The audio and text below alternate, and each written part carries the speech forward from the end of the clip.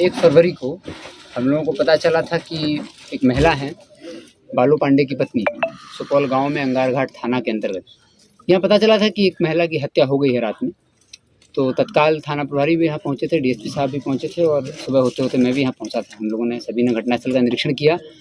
तो घटनास्थल का निरीक्षण किया और वादी से और उनके परिजनों से भी मुलाकात की थी। तो उससे स्पष्ट हुआ था कि किसी ने यहाँ पर इनकी हत्या को अंजाम दिया। साथ में इनके जो गहने थे वो लूटे थे, घर में से कुछ पैसा था उसको भी लूटा गया था। तो घटनाक्रम की पुष्टि हुई कि ये लूट सह हत्या की घटना है। उसके बाद हम लोगों ने एफआईआर पंजीकृत किया। एफआईआर पंजीकृत करके अनुसंधान प्रारंभ किया।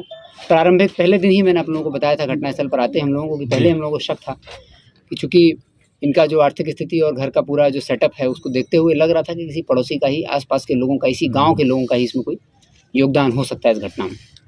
हम लोगों ने टेक्निकल इन्वेस्टिगेशन भी किया और जो सस्पेक्ट थे, क्योंकि घटना पूरी तरह ब्लाइंड थी, इसमें कोई क्लू शुरू से हम लोगों को नहीं मिला था। सिर्फ ये आइडिया था कि इस गांव के ही लोग होना चाहिए या आसपास के गांव के।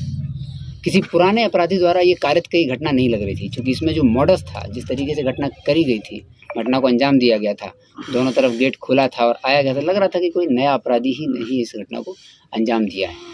हम लोगों ने फिर अनुसंधान प्रारंभ किया। चूँकि परिजनों ने तो कोई सस्पेक्ट दिया नहीं था, इनके द्वारा अज्ञात एफआईआर दर्ज कराई गई, तो अज्ञात एफआईआर दर्ज हुई।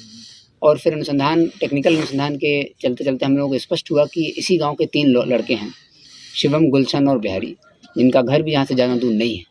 ये लोग प्रायः आप साथ में बैठ करके नशे वगैरह का सेवन करते थे। जो भी इनको नशा प्राप्त हो जाता था उसका सेवन ये लोग करते थे। और इन लोगों की नज़र इस घर पर थी और जो महिला है उन पर थी। इनको पता था कि जो फाइनेंशियल घर का हिसाब किताब वो महिला के पास रहता है और अक्सर वो बैंक भी आया जाया करती थी। घटना के दिन भी वो बैंक गई थी, इस बात की पुष्टि उसने की है।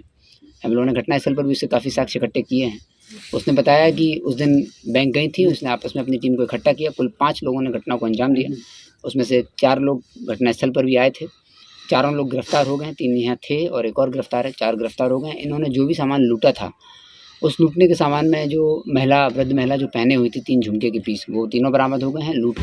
लूटा हुआ जो पैसा था जो अंदर कमरे के अटैची से मिला था, वो 40,000 रुपये वो बरामद हो गया है। 3 मोबाइल फ़ोन बरामद हो गए हैं और एक होंडा का मोटरसाइकिल भी मिला है। शिवम कुमार, गुलशन कुमार और बिहारी दास, इन तीनों इसी गांव के रहने वाले हैं। इनकी नज़र थी इन पर और जिस दिन ये बैंक से आए तो उनको पता था कि आज इनके पास पैसा हो सकता है। तब ये लोग रात में, इनको ये भी पता था कि रात में अकेली सोती हैं और इनके जो पति हैं वो दूसरे घर में सोते हैं।